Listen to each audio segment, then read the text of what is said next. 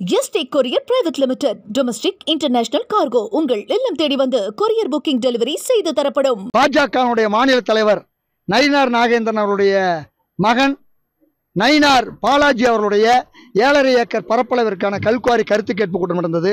முதலில் எம்எல்ஏவாக இருக்கக்கூடியவர்களுடைய இரத்த உறவுகள் குடும்பத்தைச் சேர்ந்த மகன்கள்லாம் குவாரி நடத்தக்கூடாது என்பது விதி. இதை ஏற்கனவே தமிழ்நாடு முதலமைச்சர் அவர்கள் எதிர்க்கட்சி தலைவராக இருந்த பொழுது 2020 வானூர் எம்எல்ஏ சக்கரவாணி அவருடைய மகனுக்கு கல்குவாரி அனுமதி கொடுத்த பொழுது அந்த பொது ஊழியருடைய குடும்பத்திற்கு அனுமதி கொடுத்தால் ரத்து செய்ய வேண்டும் என்பதோடு அங்கிருந்த அமைச்சரையே அதற்கு ராஜினாமா செய்ய வேண்டும் என்று தெரிவித்தது பல்வேறு ஊடகங்கள் எல்லாமே வெளிவந்திருக்கு.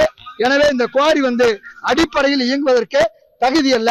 அது மட்டுமல்ல, இந்த குவாரியை பொறுத்தவரை பாத்தீங்கன்னா குவாரியினுடைய மையப்பகுதியிலேயே குவாரிக்கு நடுவாண்ட இந்த குவாரி அமைகிறடா குவாரியினுடைய மையப்பகுதியிலேயே வண்டிப்பாதை போகுது.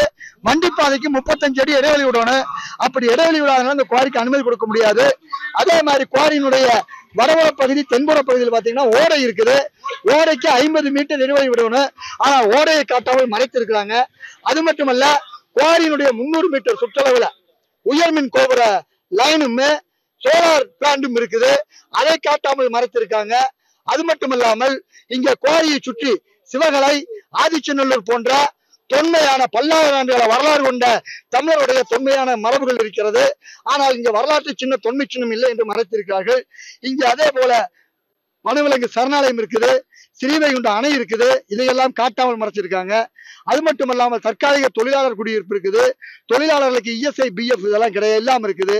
இப்படி எல்லாம் வீடு, குடியிருப்பு, இங்க ஓடை, அதே போல solar power plant, tower line, பாதை, இப்படி பல்வேறு விதமான விதிமீறலோடு இருப்பதால் இந்த குவாரிக்கு சட்டப்படி அனுமதி கொடுக்க முடியாது.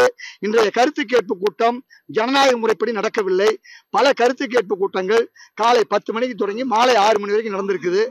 ஏற்கனவே இதே கிராமத்தை சேர்ந்த கருத்து கேட்பு கூட்டம் தூத்துக்குடியில் நடந்தது. அப்ப மாவட்ட ஆட்சியர் இது போன்ற ரகலை பண்ணும் பொழுது அவர் வெளிநடை பண்ணிட்டாரு. அப்புறம் எல்லாரும் கெஞ்சி கூத்தாடி முறையா நடந்தது. ஆனா இங்க அந்த மாதிரி செய்யாம பேசுபவர்களுக்கு இடையூறு செய்ததை மாவட்ட நிர்வாகம் தடுக்கவில்லை. இது வன்மையா கண்டிக்கத்தக்கது. ஏன்னா இப்படி இருந்தா ஏற்கனவே திருப்பூர் கலெக்டர் கருத்து கேட்பு ரத்து பண்ணிருக்காரு. இந்த மாதிரி மயக்கப்படுங்க மேல கேஸ் போட்டிருக்காரு. ஆனா இங்க அப்படி செய்யல. இது முழுக்க முழுக்க சட்டவிரோதமானது. நயினார் நாகேந்திரனை பார்த்து அரசு பயப்படுதான்னு தெரியல.